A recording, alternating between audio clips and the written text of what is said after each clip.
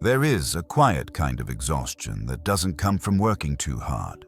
It comes from holding yourself back. From knowing deep down that you are capable of more, yet showing up smaller than you need to. From watching moments pass where you could have spoken up, stepped forward, or taken control, but didn't. Not because you were incapable, but because something inside you hesitated. Most people don't talk about this feeling. They hide it behind patience, behind being realistic, behind waiting for the right time. But over time, that waiting becomes heavy. You start to feel disconnected from who you know you could be. You see others move through life with certainty, even when they don't seem more talented or more intelligent than you. And a quiet question begins to form. Why them and not me? Now, the uncomfortable answer is rarely about ability. It's about posture. It's about how someone carries themselves before the results show up. This audiobook is not here to convince you that you are special, superior, or better than others. That's not the point. The point is far simpler and far more powerful. It's about understanding that life responds less to what you think about yourself and more to how you act from moment to moment. The way you enter a room, the way you speak when no one reassures you, the way you make decisions when there is no applause. Those small behaviors quietly shape how the world treats you and, more importantly, how you see yourself. Most people wait for confidence to arrive before they change how they act. But confidence doesn't arrive on its own. It's built through evidence. And evidence comes from action. And when you move with hesitation, your mind learns doubt. When you move with certainty, even imperfect certainty, your mind begins to trust you. This is where real power begins. Not in dominance over others, but in alignment with yourself. Acting like you're already the best doesn't mean pretending you're flawless. It doesn't mean arrogance, ego, or trying to prove something to anyone. It means choosing not to shrink. It means deciding that your presence, your voice, and your choices deserve space. This audiobook is for anyone who feels like they've been waiting too long to fully step into their life. For anyone tired of feeling capable but unseen. For anyone who senses that a shift is needed, not in talent, but in identity. Over the next hour, you won't be asked to hype yourself up or chase motivation. You'll be invited to look honestly at how you've been moving through the world and what changes when you stop waiting for permission. Listen closely, not just to the words, but to yourself. Notice where they resonate. Notice where they make you uncomfortable. That discomfort is not a problem. It's a signal that something inside you is ready to move. And before we continue, if you know someone in your life who feels stuck, uncertain, or quietly holding themselves back, someone who needs this message right now, share this video with them. It could be exactly what they need to start improving their life in a way they've been postponing for far too long. Chapter 1. Why waiting to feel ready keeps you average. Waiting has a strange way of disguising itself as wisdom. It doesn't look like fear, it looks like patience. It sounds like discipline. You tell yourself you're being careful, that you're avoiding mistakes, that you're not rushing into things you're not prepared for. And on the surface, that logic feels safe. But over time, something subtle begins to happen. Waiting slowly reshapes how you see yourself. At first, it's harmless. You pause before speaking. You delay a decision. You think a little longer than necessary. But as waiting becomes a habit, your mind starts learning a dangerous pattern. I move only when I feel certain. And certainty, as you'll soon realize, rarely arrives on its own. Most people don't understand this. Readiness is not a feeling you discover. It's a condition you create, and the only way it's created is through movement. There's a reason so many intelligent, capable people stay stuck while others move ahead with less ability. It's not because they lack talent, it's because they've trained themselves to hesitate. Let's look at how this plays out in real life. Think about someone who has something to offer. ideas, skills, value, but rarely puts themselves forward. They wait until their thoughts are perfectly formed, until their confidence feels solid, until they believe they won't be judged. Meanwhile, someone else steps in. They're not flawless, they're not fully ready, but they act, and action changes everything. When you act, your nervous system adapts. Your mind recalibrates. You gain feedback, sometimes uncomfortable, sometimes humbling, but always instructive. And each action becomes proof that you can handle reality as it is, not as you imagined it. Waiting denies you that proof, and without proof, your mind stays cautious. This is why waiting keeps you average. Not because average people lack ambition, but because they delay the experiences that would elevate them. They live in rehearsal mode instead of performance mode. There's another cost most people don't notice. Waiting erodes trust in yourself. Every time you delay something you already know you should do, you send a message inward. I don't fully trust my judgment. That message accumulates. Over time, it becomes your internal tone. You start questioning decisions that once felt simple. You overthink interactions. You seek reassurance where none is needed. And slowly, your world begins to shrink, not externally, but internally. Yet you may still function. You may still succeed in small ways, but the edge is gone. The sharpness dulls. Life feels less direct. Here's the uncomfortable truth. Average is not a lack of ability. Average is prolonged hesitation. The people who move beyond average are not immune to doubt. They simply refuse to let doubt decide their actions. They move while unsure. They speak while uncertain. They choose direction before clarity appears, and clarity follows them, not the other way around. Waiting also distorts how you see others. When you hesitate, you begin to believe that everyone else knows something you don't, that they're more prepared, more confident, more certain. But what you're really seeing is momentum. Movement creates authority. Stillness creates invisibility. Most people you admire once felt just as uncertain as you do now. And the difference is that they acted before they felt ready and let experience shape them. This chapter is not telling you to rush blindly or ignore responsibility. Acting does not mean recklessness. It means ownership. It means deciding that you are responsible for your presence in the world, for how you speak, how you stand, how you choose. Waiting feels safe because it postpones risk, but it also postpones growth. And growth cannot be postponed without consequence. Every day you wait to step fully into yourself is a day your identity remains incomplete, not broken, just unfinished. The shift begins when you recognize this simple principle. Your mind does not reward intention. It rewards evidence, and evidence only comes from action. Once you understand that waiting programs hesitation, and a new question emerges, not am I ready, but what happens when I move first? That question leads us to the next chapter. Because acting like the best is not pretending to be something you're not. It's a deliberate way of teaching your mind who you are becoming. And that is where real transformation begins. Chapter 2. Acting is not pretending. It's programming.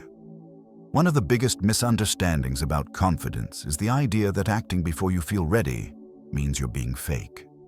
People say things like, I don't want to act confident if I'm not, or I want it to feel real first. What they're really saying is, I'm waiting for my internal state to change before my behavior does. But the human mind doesn't work that way. Your identity is not formed by what you think about yourself. It's formed by what you repeatedly do. This is where acting becomes powerful, not as performance, but as programming. Every action you take sends data to your brain. Your posture, your tone of voice, the speed of your decisions, the way you respond under pressure.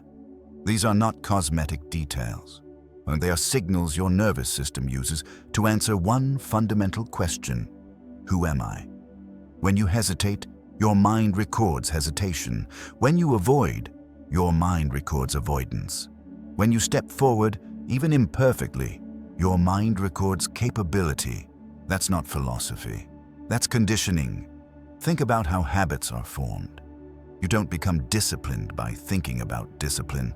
You become disciplined by showing up when it's uncomfortable. Over time, the behavior rewires the identity. Confidence works the same way. This is why acting like the best is not pretending. Pretending is about fooling others. Programming is about training yourself. There's a difference. Pretending is loud and insecure. Programming is quiet and consistent. Someone who is pretending is constantly checking for validation. They need approval to sustain the act. Someone who is programming themselves doesn't care how it looks in the moment. They care about what it's building internally. Consider this example. There was a woman who struggled with speaking up in meetings. She wasn't unintelligent. In fact, she often had the clearest insights, but she waited. She waited for the perfect moment, the perfect phrasing, the perfect level of certainty. One day, she made a simple decision: not to become confident, but to act differently. She spoke earlier, not louder, earlier. She held eye contact for 1 extra second. She stopped apologizing before making a point. Nothing dramatic happened. No applause, no instant transformation, but something internal shifted. Her mind began collecting evidence. I can speak and survive. I can be seen and remain grounded. Week after week, those small actions accumulated. And eventually, confidence appeared. Not as a rush of emotion, but as a sense of familiarity. This is how identity changes. Acting programs your nervous system to normalize a new standard of behavior, and once something feels normal, it no longer requires effort. This is why waiting for confidence is ineffective. You're asking your mind to change without giving it new data. The mind doesn't respond to intentions, it responds to patterns. When you consistently act from hesitation, you reinforce the identity of someone who doubts.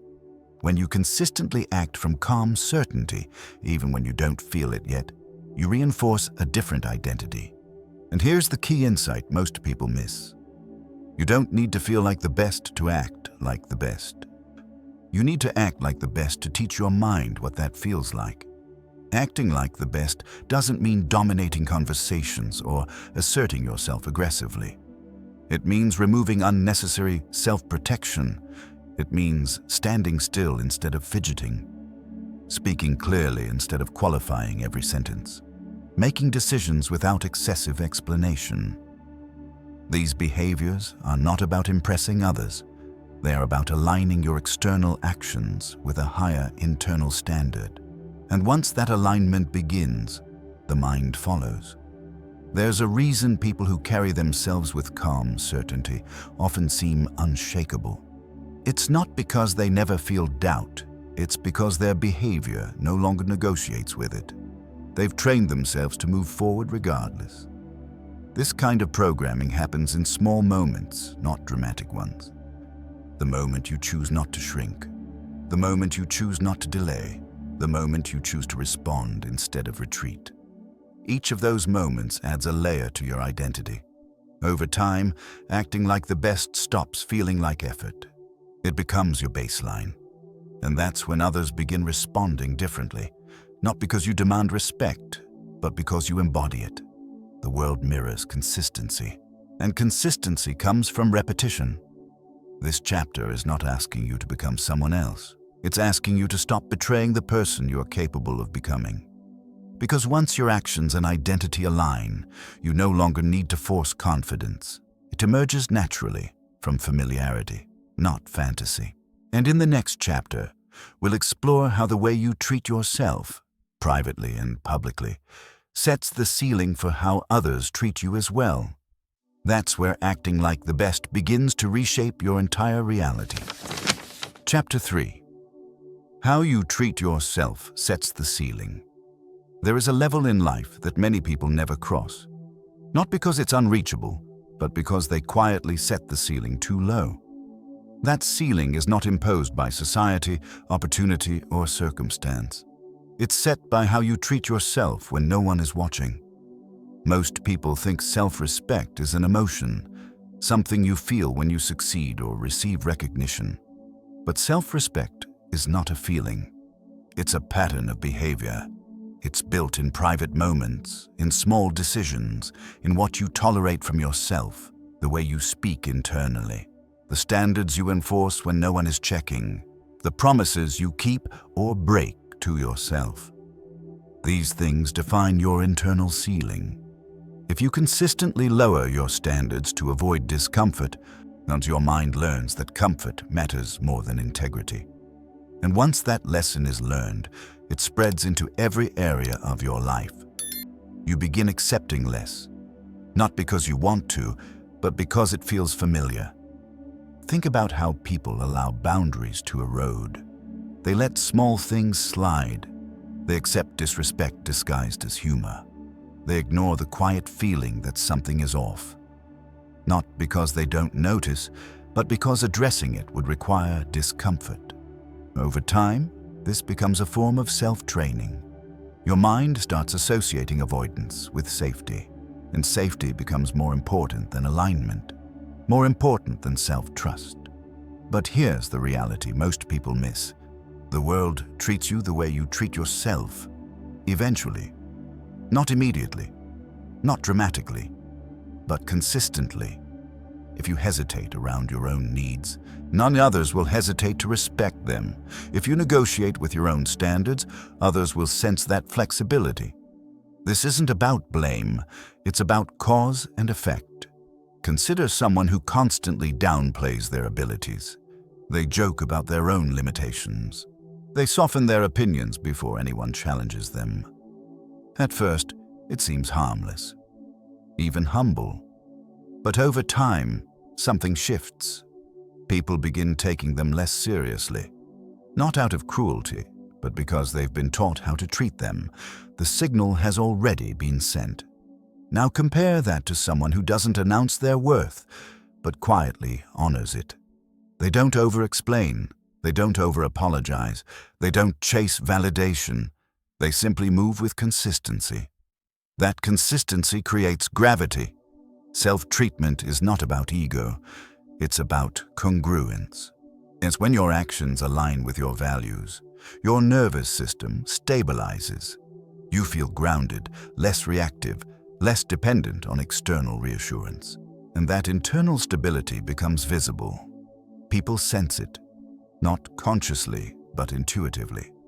This is why acting like the best begins at home, not in public moments, but in private ones. Do you follow through on what you say you'll do?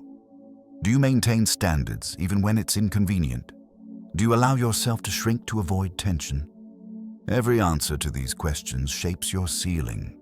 Many people sabotage themselves without realizing it, not through failure, but through tolerance. They tolerate habits that drain them, conversations that diminish them, environments that dull them, and then they wonder why they feel uninspired, unseen, or underestimated. Self-respect is not loud. It's firm. It's choosing rest when needed, not avoidance. It's choosing discipline without punishment. It's choosing honesty over comfort. And once that pattern is established internally, the external world begins responding differently. Opportunities feel closer. Interactions feel more balanced. Decisions feel cleaner. Not because the world changed, but because your relationship with yourself did. Here's an important distinction. Raising how you treat yourself does not mean becoming rigid or cold. It means becoming intentional. It means no longer betraying yourself in small moments just to keep the peace. It means choosing alignment over approval. And that choice compounds. Each time you honor your standards, you reinforce a powerful internal message. I can be trusted. The trust becomes confidence, not the emotional kind, but the grounded kind. the kind that doesn't need to prove itself. When you trust yourself, you stop outsourcing your worth. You stop measuring yourself through reactions. You stop shrinking to fit expectations that were never designed for you. And this is where the ceiling lifts. Because the ceiling was never imposed from above, it was reinforced from within. Once you change how you treat yourself, the old limits no longer make sense. You outgrow them naturally. And as that happens, something interesting occurs. You stop chasing respect and begin attracting it. In the next chapter, we'll explore how this internal shift shows up externally, through posture, presence, and the quiet power of how you carry yourself. Because how you move through the world speaks long before you ever say a word. Chapter 4. Carry yourself like the best. Calm, not loud. There is a certain kind of presence that doesn't need to announce itself. You feel it when someone enters a room and nothing dramatic happens. No noise, no display, no attempt to dominate attention. Yet the atmosphere subtly shifts. People notice. Conversations slow down. Eyes follow without effort. That presence is not confidence in the emotional sense. It's composure.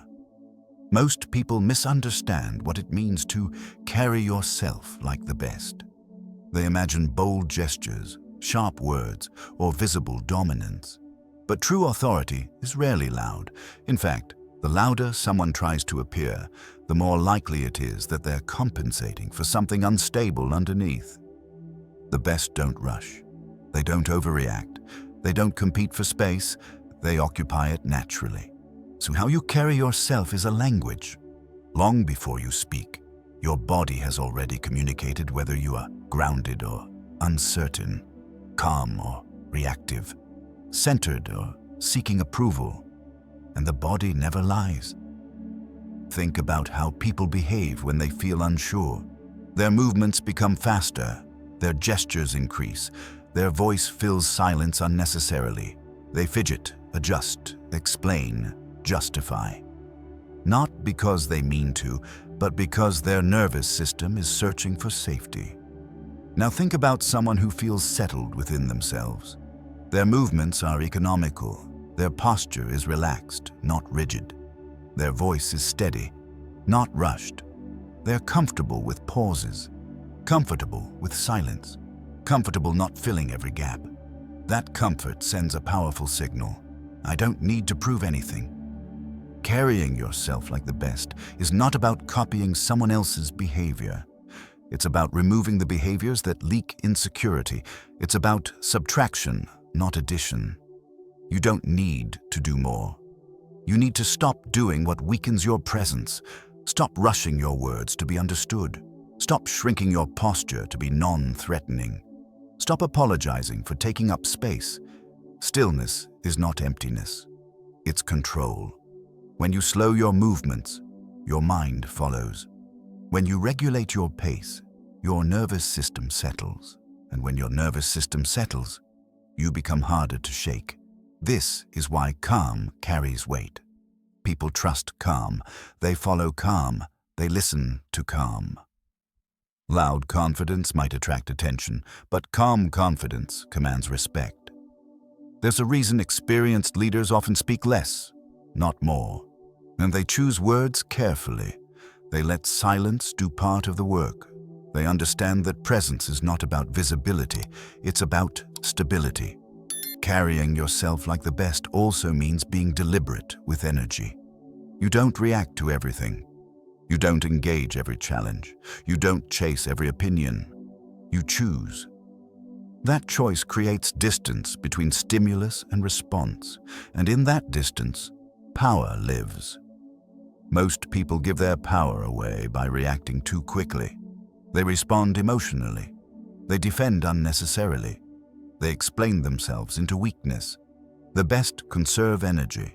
They respond, not react. This doesn't mean becoming cold or detached. It means becoming selective, intentional. When you carry yourself with calm certainty, you change the rhythm of interactions. Others adjust to your pace. Conversations become clearer. Boundaries become unspoken but understood. And something interesting happens. You stop needing to assert authority because it's already assumed. This chapter is not about performance. It's about alignment between your internal state and external behavior. When you stop fighting for control, control emerges naturally. You don't need to dominate the room. You need to be unmovable within it. Carrying yourself like the best is a daily practice. It shows up in how you walk, how you sit, how you listen, in how you pause before responding, in how you remain steady when others are unsettled. These moments may seem small, but they compound. Over time, calm becomes your baseline, and when calm becomes your baseline, pressure loses its grip on you. In the next chapter, we'll explore another crucial shift: why so many people unknowingly give away their power by asking for permission, and how reclaiming that power changes the way the world responds to you. Because acting like the best isn't about force, it's about certainty. Chapter 5. Stop asking for permission to exist. Fully. Most people don't realize how often they ask for permission, not in obvious ways, not with direct questions, but through subtle behaviors that quietly signal uncertainty. They soften their voice at the end of a sentence. They over-explain decisions that don't need explanation. They wait for approval before moving forward with something they already know is right. These habits don't come from politeness. They come from conditioning. From years of being taught, explicitly or implicitly, that visibility must be earned, that certainty must be justified, and that taking up space requires validation. Over time, this conditioning becomes internalized. You stop waiting for others to give you permission. You start asking yourself for it, and most of the time, you deny it. No, this is one of the most invisible ways people give away their power. When you ask for permission, verbally or energetically, you position yourself beneath the moment. You communicate, without meaning to, that you are unsure of your right to act. The world responds accordingly. Not with cruelty, but with alignment. People sense hesitation. They feel it before they hear it. And when they do, they unconsciously step into the space you've left open. Authority is not something others grant you. It's something you assume through behavior. Think about the difference between someone who says, "I was thinking maybe we could try this, if that's okay," and someone who says, "Here's what we're going to do."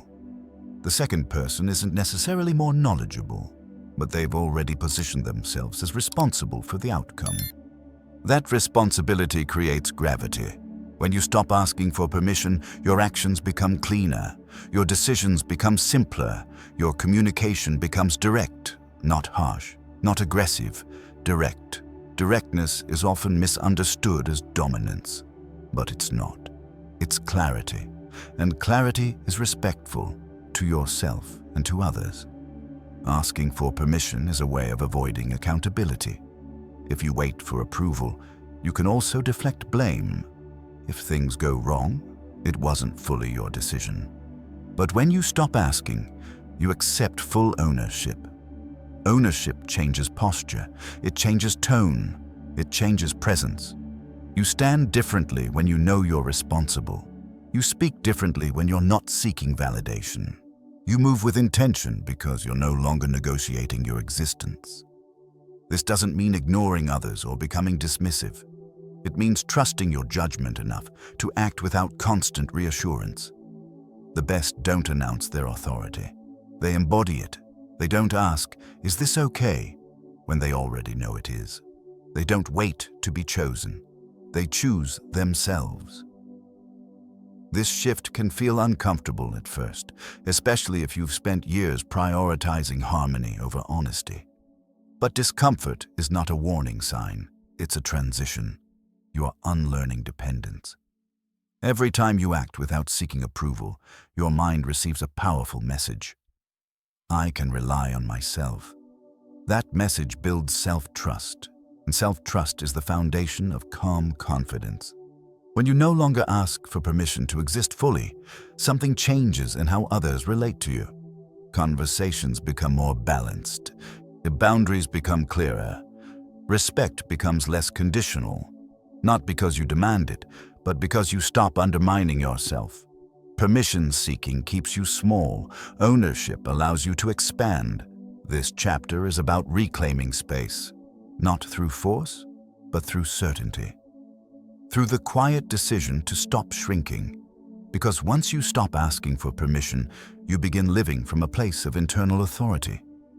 And in the next chapter, we'll explore how raising your internal standards and refusing to compromise them becomes the anchor that keeps this authority unshakable. That's where consistency turns into identity. Chapter 6.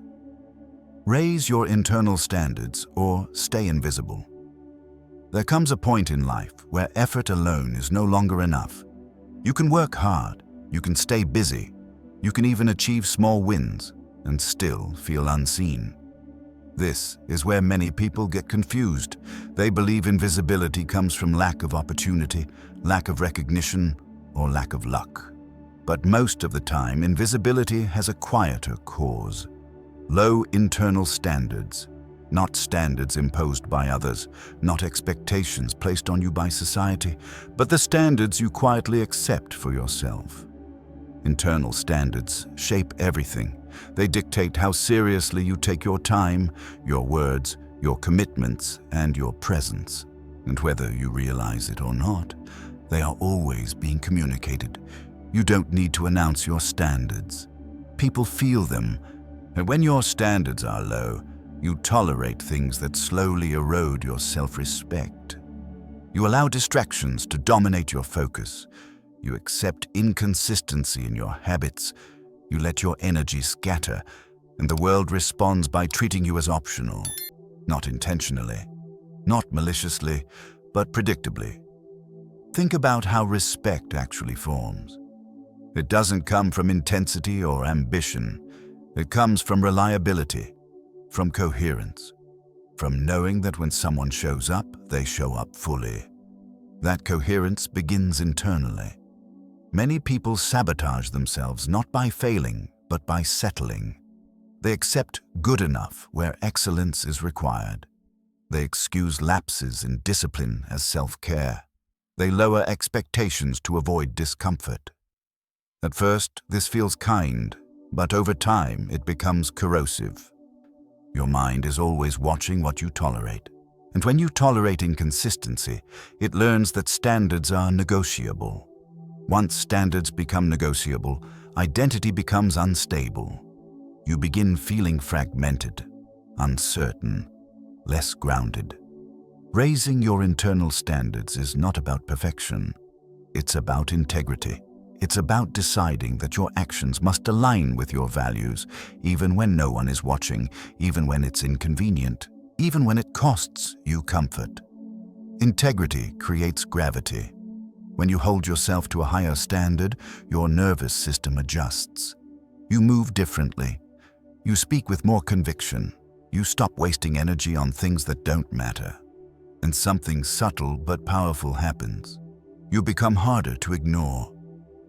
People notice when someone operates with discipline that isn't performative, when their consistency isn't dependent on mood, when their presence feels deliberate. This doesn't happen overnight. It's built through repetition, through choosing focus over distraction, through choosing follow-through over excuses, through choosing alignment over convenience. Internal standards shape your relationship with time. You stop filling it with noise. You stop drifting. You begin structuring your days with intention, not rigidly, but purposefully. They shape your relationship with speech. You stop talking to fill space. You stop overpromising.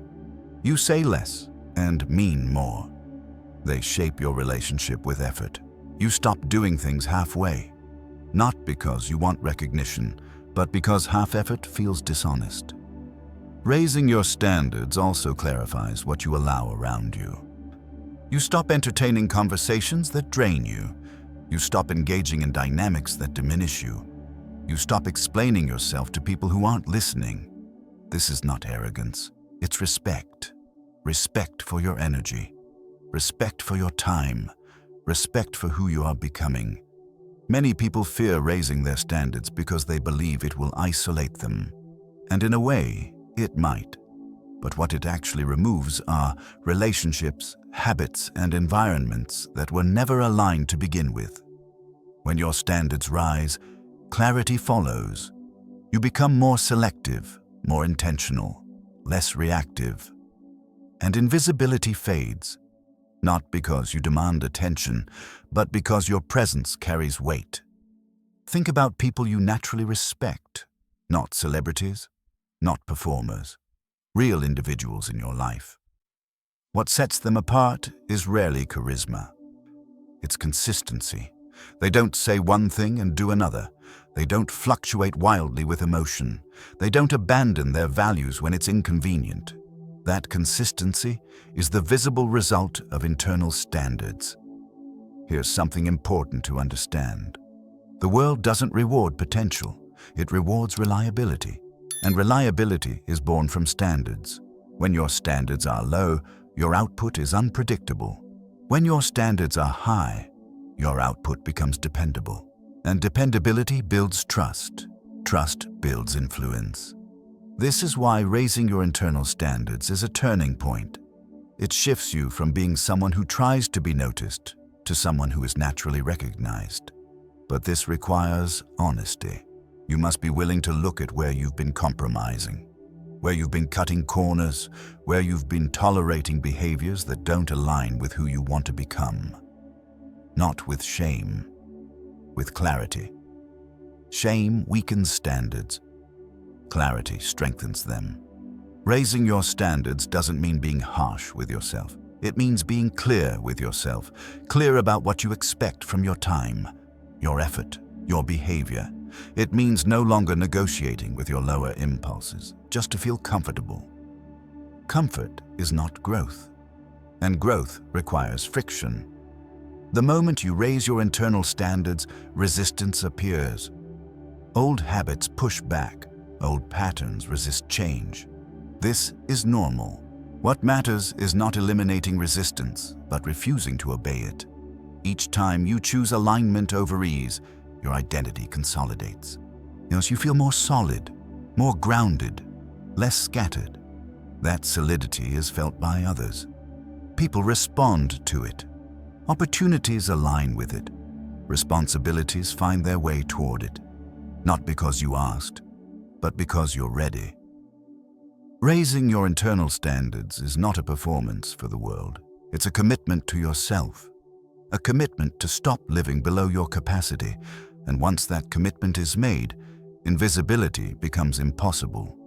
Because you are no longer drifting, you are standing for something. In the next chapter, we'll explore how comparison quietly undermines this strength, and how detaching from it allows you to lock fully into your own path. That's where internal standards become unshakable. Chapter 7. Detach from comparison. Lock into your path. Comparison is subtle. It doesn't arrive as envy or resentment most of the time. It arrives as distraction. You're moving forward, focused, steady, and then you notice someone else.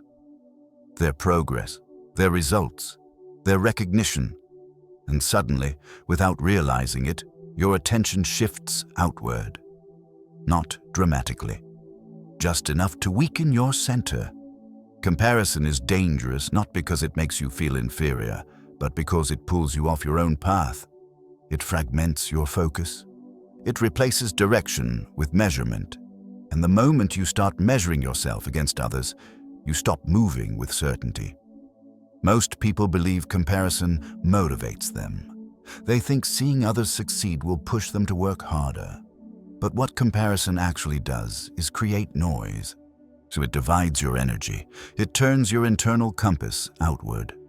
You stop asking, "Am I aligned?" and start asking, "How do I rank?"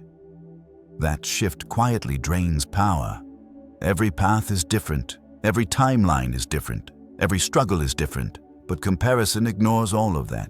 It flattens reality into a single dimension and forces you into a race you never agreed to run. And the race never ends. There will always be someone ahead, someone faster, someone louder, someone more visible. If your sense of worth depends on comparison, stability becomes impossible. This is why detaching from comparison is essential to acting like the best. The best are not obsessed with where others are. They are committed to where they are going. They measure progress internally, against their own standards, against yesterday's version of themselves, against the integrity of their actions. Comparison steals that measurement. It replaces self-trust with external reference points, and once that happens, your decisions lose clarity. You hesitate, you second-guess, you adjust your behavior to compete instead of align. Here's something rarely acknowledged. Comparison doesn't just create insecurity. It creates imitation. When you compare yourself to others, you unconsciously begin copying their pace, their style, their priorities. You abandon your natural rhythm in favor of what seems to work for someone else. But what works for them may not work for you. Your strengths are different, your constraints are different, your calling is different. When you imitate instead of integrate, you dilute yourself. And dilution leads to confusion. Locking into your path means choosing depth over breadth. And it means committing to your direction fully, even when others seem to be moving faster in another lane. Speed is not superiority. Visibility is not value. Many people appear ahead because they optimized for attention, not alignment. They built momentum externally while neglecting internal foundations. That kind of progress is unstable. When you detach from comparison, something powerful happens. Your mind quiets. Your decisions simplify. You stop oscillating between inspiration and self-doubt. You begin listening inward again. Detachment doesn't mean ignorance. It doesn't mean pretending others don't exist. It means refusing to let their trajectory define yours. You observe without absorbing. You acknowledge without adjusting. This creates internal consistency. Consistency is what allows you to compound effort over time. When you're not constantly recalibrating based on others, your actions become cleaner, more intentional, more precise. You stop rushing because someone else is ahead. You stop slowing down because someone else is behind. You move at the pace your path requires. There is a deep confidence that comes from this kind of focus. Not excitement, not arrogance, but grounded certainty. The certainty that you are exactly where you need to be, doing exactly what needs to be done. This doesn't eliminate doubt. It eliminates distraction, and distraction is the real enemy. Comparison feeds distraction by constantly pulling your attention outward. It fractures your presence. It keeps you reacting instead of creating. When you lock into your path, you reclaim that attention. You stop scanning, you stop checking, you stop measuring. You invest fully in execution. This is when progress becomes inevitable. People often underestimate how powerful sustained focus is. 10 years of aligned effort will outperform 10 years of scattered, comparison-driven motion every time. The best understand this intuitively. They don't rush milestones. They don't chase validation. They don't adjust direction based on applause. They trust the process because they trust themselves. Detaching from comparison also frees you emotionally. You stop feeling threatened by others' success. You stop feeling diminished by others' praise. You stop needing to prove anything. There is a quiet relief in that freedom. You can admire without envying, learn without imitating, compete without obsessing. And when pressure comes, as it always does, you remain steady because your worth is not being negotiated externally. Your standards hold you. Your direction anchors you. Locking into your path is not a single decision. It's a daily discipline. It shows up in where you place your attention, in what you choose to ignore, in what you refuse to internalize. It requires maturity. You must be willing to let others move ahead temporarily, willing to be misunderstood, willing to progress without constant affirmation. But what you gain is far greater. You gain coherence, you gain momentum, you gain trust in yourself. And once that trust is established, comparison loses its grip. You no longer ask, "Am I better?" You ask, "Am I aligned?" That question produces better answers, because alignment creates power, and power compounds quietly. In the final chapter, we'll bring everything together: how acting first, holding standards, embodying calm, owning authority, and detaching from comparison leads to a final shift. The moment where you stop trying to control outcomes and allow the world to adjust to who you've decided to become. That is where acting like the best becomes your natural state.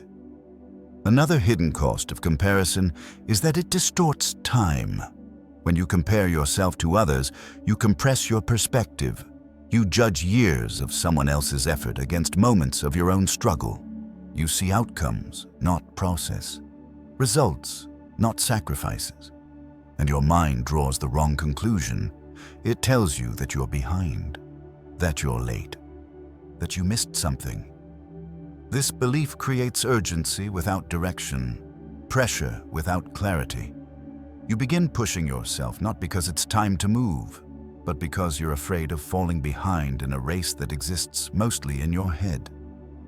This is how burnout begins. Not from effort, but from misaligned effort. When you lock into your own path, time expands again. You stop rushing milestones. You stop demanding outcomes on a schedule that isn't yours. You respect the rhythm of your development. Growth has seasons. So does mastery. Some seasons look quiet from the outside, but inside they are formative. They build structure, depth, resilience. Comparison convinces you those seasons are wasted. They are not. They are preparation. The most dangerous form of comparison is not upward comparison, looking at those ahead of you, but lateral comparison, looking at those beside you and subtly adjusting your behavior to stay acceptable. You dilute your ambition so you don't stand out. You restrain your standards so you don't make others uncomfortable. You slow your growth so you don't outpace your environment. This kind of comparison doesn't hurt your ego.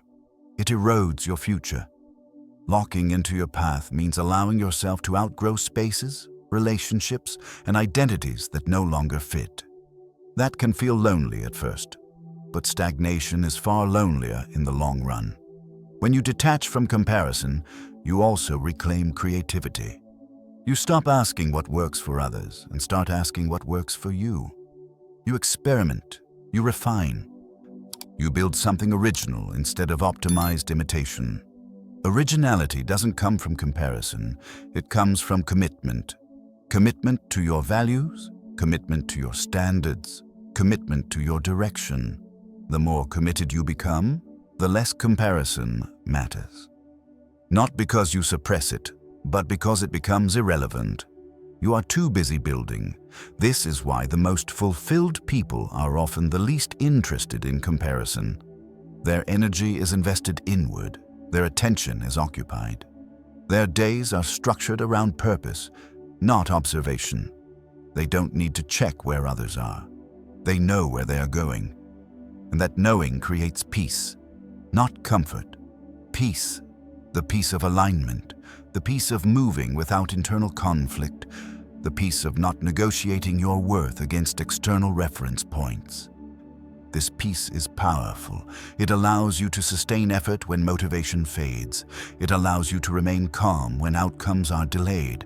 It allows you to stay grounded when recognition arrives, because recognition no longer defines you. Detaching from comparison is not about becoming indifferent.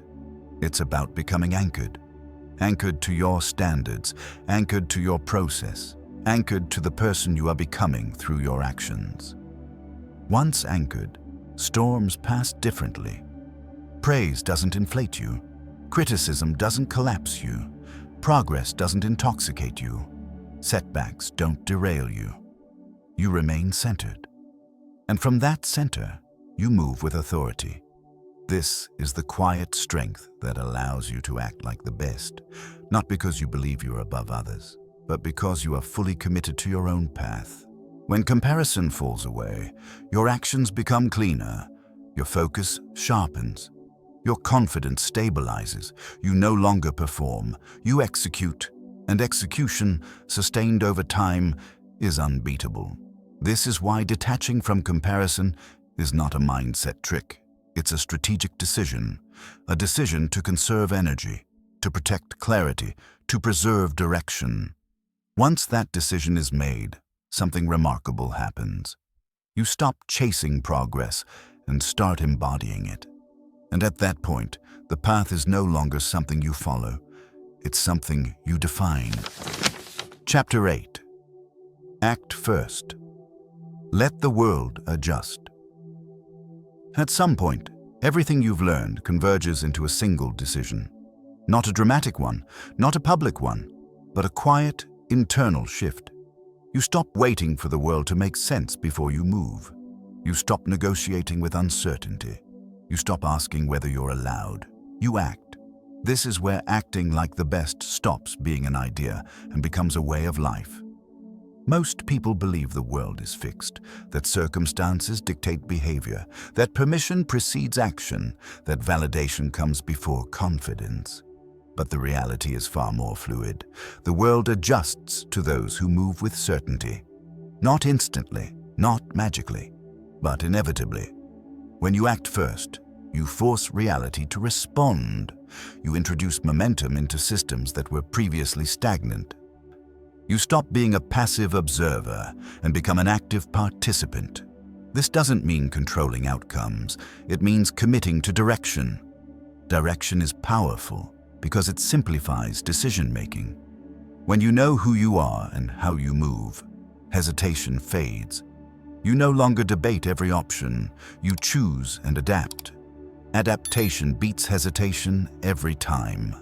There is a moment in everyone's life where waiting becomes more painful than action, where staying the same costs more than risking change. That moment often arrives quietly, through frustration, fatigue, or a sense of inner misalignment. The mistake most people make is ignoring it. They rationalize. They delay. They hope clarity will arrive on its own. But clarity doesn't arrive in stillness. It arrives in motion. Acting first doesn't mean acting recklessly, and it means acting decisively based on your current understanding and refining as you go. The best don't wait for perfect information. They move with sufficient information. They understand that reality is shaped through interaction, not observation. When you act, you gain feedback. When you gain feedback, you gain accuracy. When you gain accuracy, confidence stabilizes.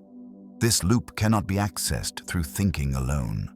This is why action is the final separator. Everyone thinks. Few commit. Commitment creates friction. Friction reveals strength. Strength builds identity. Once you begin acting consistently from your internal standards, something interesting happens. The world begins reorganizing around you. People respond differently. Conversations change tone. Opportunities appear, not because you chased them, but because your presence now signals readiness. Readiness is felt, not announced. When you stop waiting, you stop emitting uncertainty. Your energy becomes cleaner. Your behavior becomes predictable in the best way. Others know where you stand. They know what to expect. Predictability builds trust, and trust creates space. You're given more responsibility, more autonomy, more influence. Not because you demanded it, but because you've demonstrated capacity. This is how authority is built in the real world, not through titles, not through declarations, through consistency under pressure. Acting first also frees you emotionally. You stop obsessing over outcomes because you're focused on execution. You stop replaying scenarios because you're too engaged to ruminate. Action grounds you in the present, and the present is where power lives.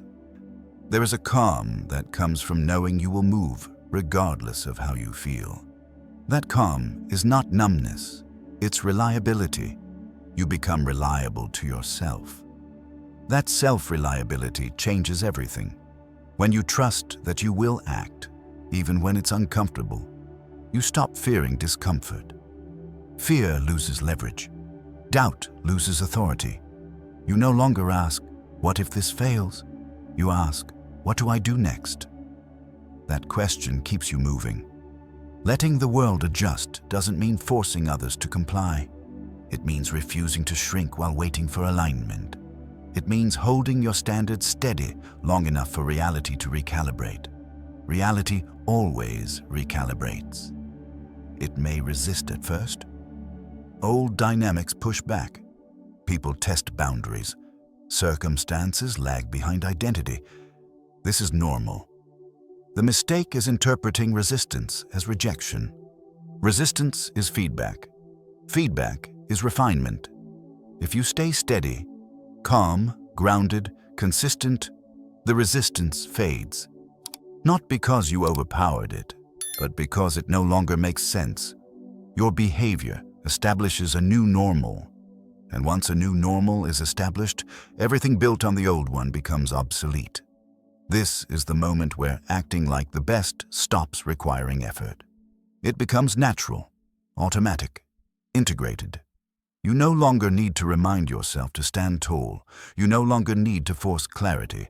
You no longer need to manage perception. You simply move.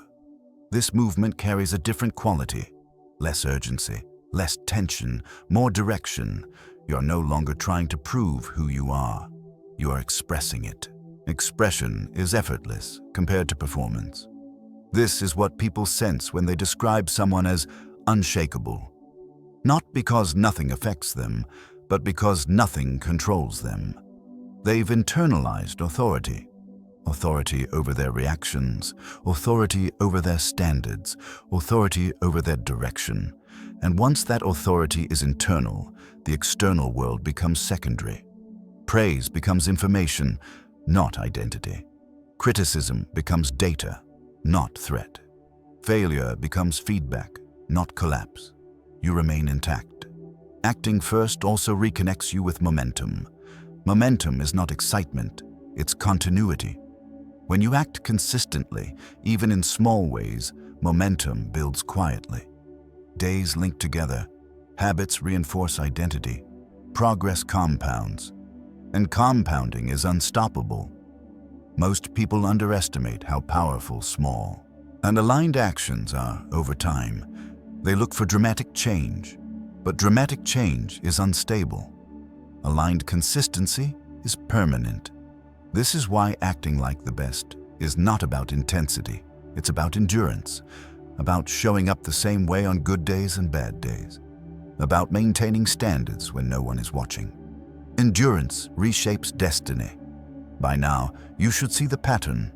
Waiting weakens identity. Action strengthens it. Standards anchor it. Calm stabilizes it. Ownership claims it. Focus protects it, and consistency integrates it. Acting first is the final integration. You stop preparing to live and start living deliberately. You stop hoping things will change and begin changing how you show up.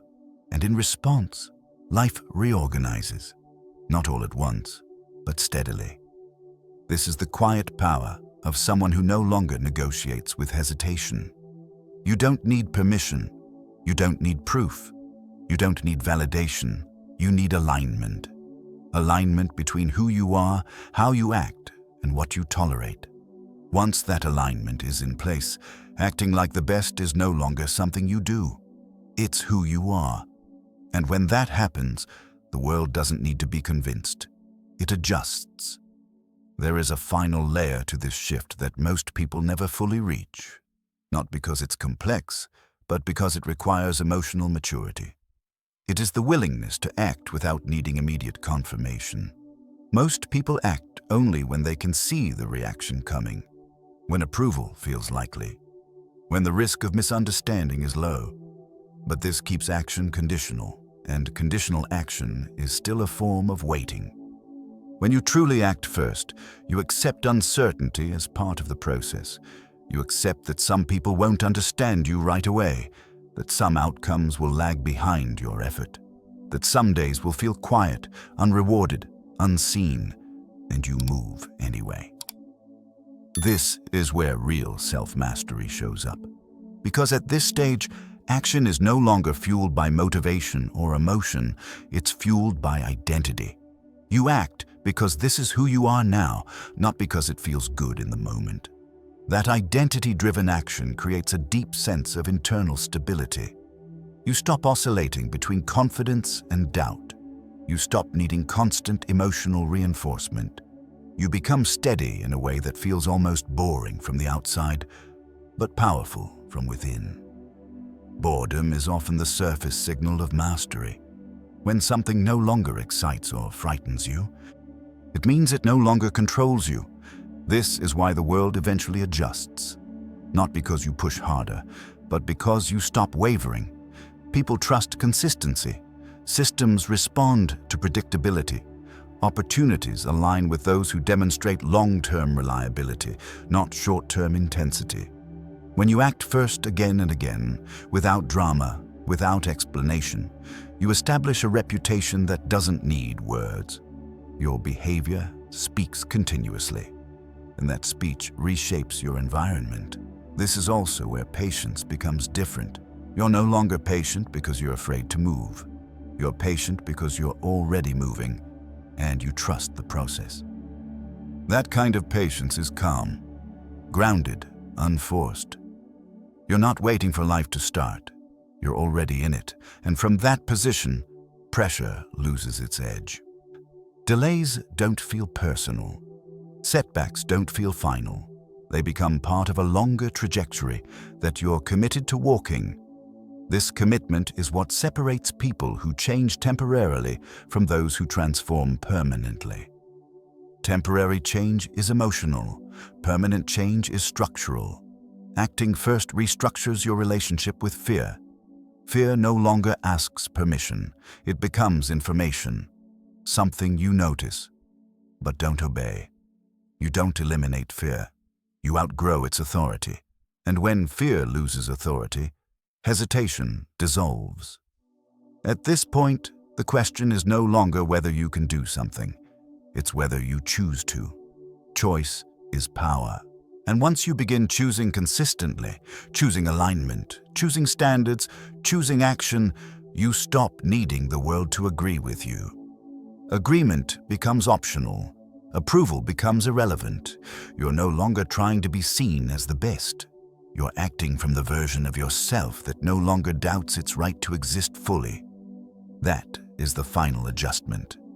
Not the world bending to you, but you no longer bending to it. And from that place, everything you do carries weight.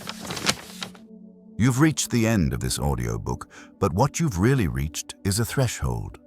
Not a finish line, a starting point, because nothing you've heard here was meant to stay as information. It was meant to become behavior, to change how you move through the world after this moment ends. Over the past chapters, you've seen a clear pattern emerge. Waiting weakens identity. Action strengthens it. You've seen how hesitation quietly keeps capable people average, how acting programs the mind, how self-treatment sets limits, how calm presence carries authority, how permission-seeking gives power away, how standards make you visible, how comparison fragments focus, and how acting first forces reality to respond. These aren't ideas to admire. They are principles to live by. And now comes the most important part: what you do next. Real change never happens in big declarations. It happens in small, unremarkable moments. When no one is watching, when no one is applauding, when there's no guarantee of recognition. The moment you choose not to shrink, the moment you choose not to delay, the moment you choose to act without asking. Those moments define you. You don't need to become someone new tomorrow. You don't need to overhaul your life or prove anything to anyone. All that's required is a shift in how you show up, consistently, quietly, and without negotiation. Carry yourself with intention. Speak with clarity. Decide with ownership. Not because you feel confident, but because you've decided to stop betraying your potential. There will be days when doubt returns. That's normal. There will be moments when the world doesn't respond immediately. That's expected. But the difference now is that doubt no longer decides, and delay no longer controls you. You move anyway. That is what acting like the best really means. Not superiority, not ego. Alignment. Alignment between who you know you're capable of being and how you behave when it matters. When you live from that alignment, you don't need to chase validation. You don't need permission. You don't need comparison. Your presence becomes enough, and over time, the world adjusts. Not because you forced it to, but because you stopped bending. If there's one thing to remember after this audiobook ends, let it be this. You don't become the best someday. You act like it today. In the way you walk into rooms, in the way you handle pressure, in the way you honor your standards, one action at a time. Before you go, take a moment and think about someone in your life who feels stuck. Someone capable, intelligent, and quietly frustrated. Someone who keeps waiting, just like you once did. If this message resonated with you, share this video with them. Not to convince them, not to pressure them, simply to let them know they're not alone, and that change begins the moment they stop waiting. Thank you for taking the time to be here. Thank you for listening with intention. And if you're ready to keep building strength, clarity, and self-mastery, stay with us.